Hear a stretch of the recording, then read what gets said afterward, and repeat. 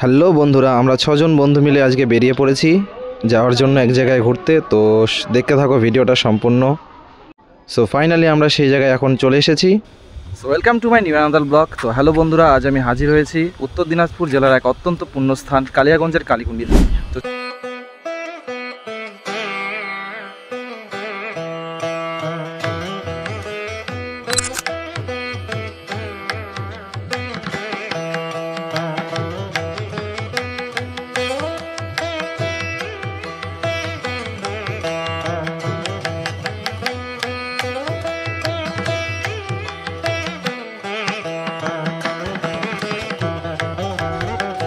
এখানে রয়েছে মা কালীর এক প্রাচীন মন্দির, যা মা কালীকুণ্ডী নামে পরিচিত। এই হলো কালীকুণ্ডী ধামের আরেকটি পবিত্র স্থান, রাধাকৃষ্ণ মন্দির। মন্দিরের শান্ত পরিবেশ, ভক্তিময় ঘণ্টাধ্বনি আর মন্দির চত্বরের নির্মল বাতাস সব মিলিয়ে এক স্বর্গীয় অনুভূতি দেয়। সো বন্ধুরা, এখন জুতো খুলে ভিতরের দিকে প্রবেশ করছি মন্দিরে। এই যে সামনে দেখতে পাচ্ছ মন্দিরটা অনেকটাই আমাদের রায়গঞ্জের দেবপুরী মন্দিরের মতো।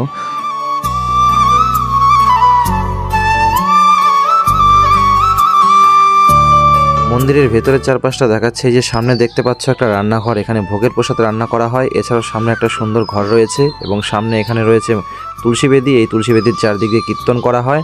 এছাড়া অনেক ভক্ত এসেছে আজকে এখানে পুজো করতে। দেখো আজকে পুজো চলছে এখানে স্থাপিত রাধা গোবিন্দের মূর্তির অপরূপ সুন্দর। ভক্তরা বিশ্বাস করেন এখানে রাধাকৃষ্ণের অপার প্রেমের শক্তি বিরাজ করে। ভোরবেলা এবং সন্ধ্যার সময় এখানে বিশেষ আরতি হয়। তো গাইস, দেখো মন্দির থেকে বেরিয়ে পড়ছি আমরা। দেখতে গেলে কত সুন্দর মন্দির।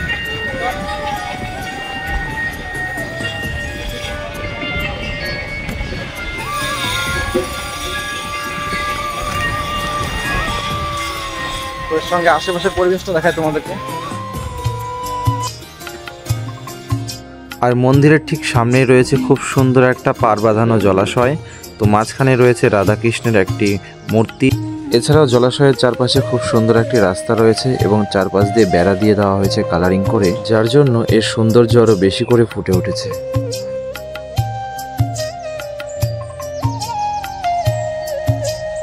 এখানে মা কালীকুণ্ডির জন্য একটি নতুন মন্দির তৈরি কাজ চলছে। খুব সুন্দর ডিজাইন করে পদ্ম ফুলের ওপরে মন্দিরটি তৈরি করা হচ্ছে।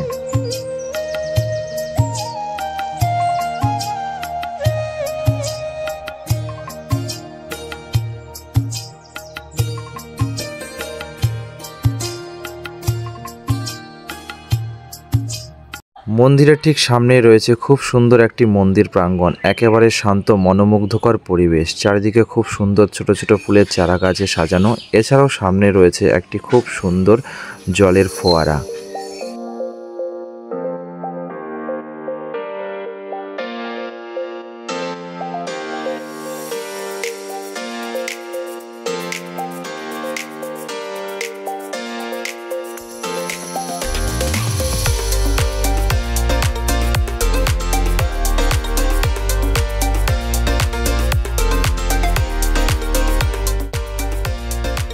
এছাড়াও সামনে রয়েছে একটি খুব সুন্দর ভবন। ভবনটির নাম হলো মুরুলা ভবন।